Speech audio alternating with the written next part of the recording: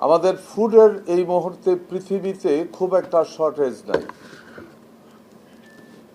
এই মুহূর্তে শর্টেজ আছে গুণগত মানসম্পন্ন ফুডের।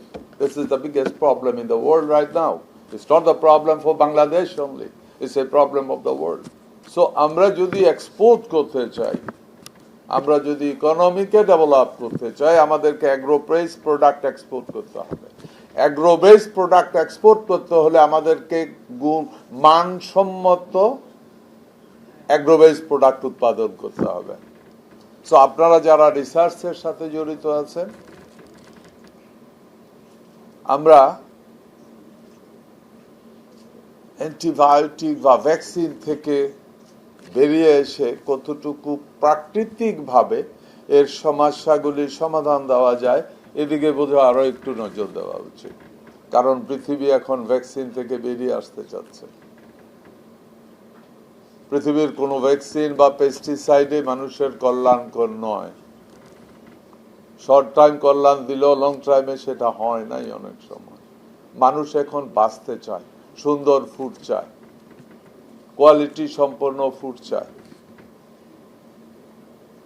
ফিশ অনেক গুরুত্বপূর্ণ একটা সেক্টর আমাদের জন্য। আমাদের সমুদ্র আছে, আমাদের অনেক মিঠা পানি আছে।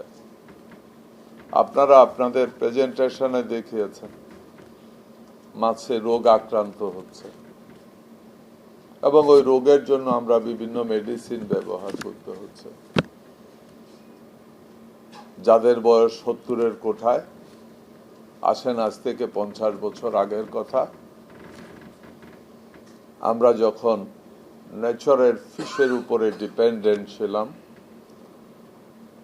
আমরা তো তখন মাছের গায়ে রোগ দেখিনি, দেখলেও তো এত দেখিনি।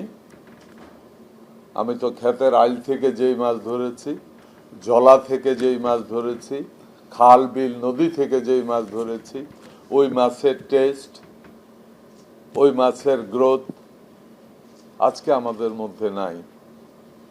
আমি এগ্রিকালচার মিনিস্টার হিসাবে আপনাদেরকে বলছি,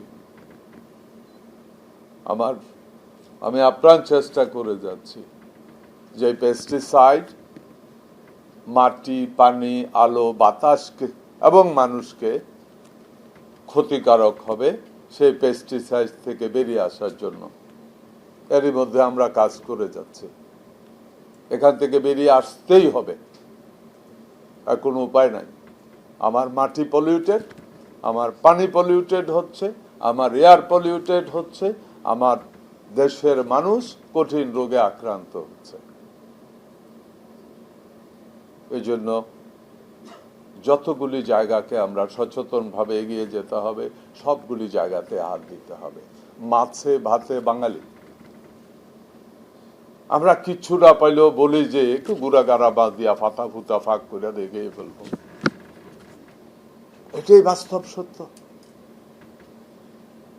সুতরাং মাছ ছাড়া আমরা বাঁচতে পারবো না। এখন প্রয়োজন উৎপাদন বাড়ানো। মানুষ বেড়েছে, চাহিদা বেড়েছে। যারা বিজ্ঞানী আছেন তাদেরকে অনুরোধ করব, এই উৎপাদন বাড়াতে গিয়ে কোয়ালিটির প্রশ্নে কোনো অবস্থাতেই কোনো কম্প্রোমাইজ করা যাবে না। Very important.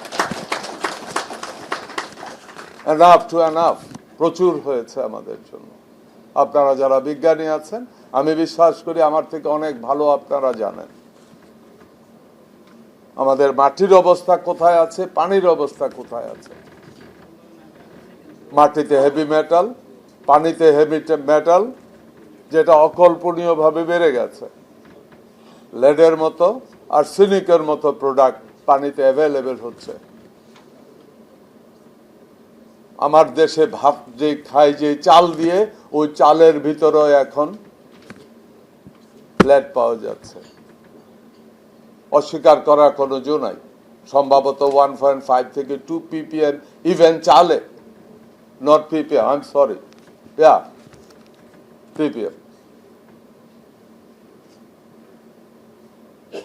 এখন আসেন, এখান থেকে অতীতে তো ছিল না এমন, আমাদের কোত্থেকে আসলো হেভি মেটাল। এরই মধ্যে গভর্নমেন্ট রিসার্চ শুরু করেছে। অ্যাকচুয়ালি আমাদের হেভি মেটালের আবির্ভাব থেকে হচ্ছে? মাটির নিচের পানি, fertiliser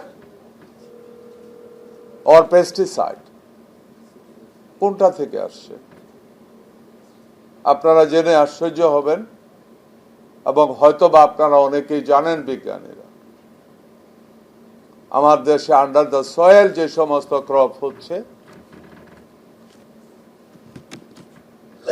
heavy metal percentage is really high. It was 2 ppm, now it's 5 ppm, but somewhere we can find out 7 ppm. It's a dangerous signal. এই সরকার জনগণের নির্বাচিত সরকার। এই সরকারকে জনগণ ক্ষমতায় বসিয়েছে দেশের কল্যাণের জন্য, মানুষের কল্যাণের জন্য, এবং সরকার তার সঠিক সিদ্ধান্তে নিয়েছে যে ৭৫% মানুষ যেই কর্মের সাথে জড়িত ওটাকেই প্রায়োরিটি দেওয়া সরকার এগিয়ে যেতে চায়। এই সরকার ক্ষমতায় আসার পরে আপনারা দেখেছেন এখন পর্যন্ত যে কয়টা অনেক বড় বড় সিদ্ধান্ত নিয়েছে, প্রত্যেকটা সিদ্ধান্ত এগ্রিকালচার সেক্টরে। আগামী দিনগুলিতে অনেক বড় সিদ্ধান্ত নেব। আপনারা বিজ্ঞানী এবং উদ্যোক্তাদের প্রতি একটাই অনুরোধ, আগামী দিনে এমন কিছু উদ্ভাবন করেন, এমন ভাবে ব্যবসা পরিচালনা করি আমাদের অর্থটাই যেন মূল টার্গেট না হয়। শুধু অর্থ যদি মূল টার্গেট হয় তাহলে কোয়ালিটি প্রোডাক্ট আনা অনেক ডিফিকাল্ট হবে। দেশটা আমার, দেশটা আপনার, দেশটা আমাদের, দেশটা আগামী প্রজন্মের। এই দেশ আমাদের আগে যারা এই পৃথিবীতে এসেছে, এই দেশে এসেছে, তারা ভালো কিছু করেছে বলে আমরা একটা সুন্দর দেশ উপভোগ করছি। আমি বিশ্বাস করি, আপনারাও বিশ্বাস করেন। অতীত থেকে নিয়েছি, আগামীকে দিয়ে যেতে হবে, এটাই হোক আমাদের আজকের সবচেয়ে বড় স্লোগান। পৃথিবী এগিয়ে যাচ্ছে, আমরাও এগিয়ে যেতে চাই। পৃথিবীর একমাত্র দেশ যেখানে 12 মাস ফসল ফলে, এরকম দেশ পৃথিবীতে দ্বিতীয়টা পাওয়া যাবে না। আমাদের শুধু পলিসি সেটিং এর প্রয়োজন, সততার প্রয়োজন, দূরদর্শিতার প্রয়োজন,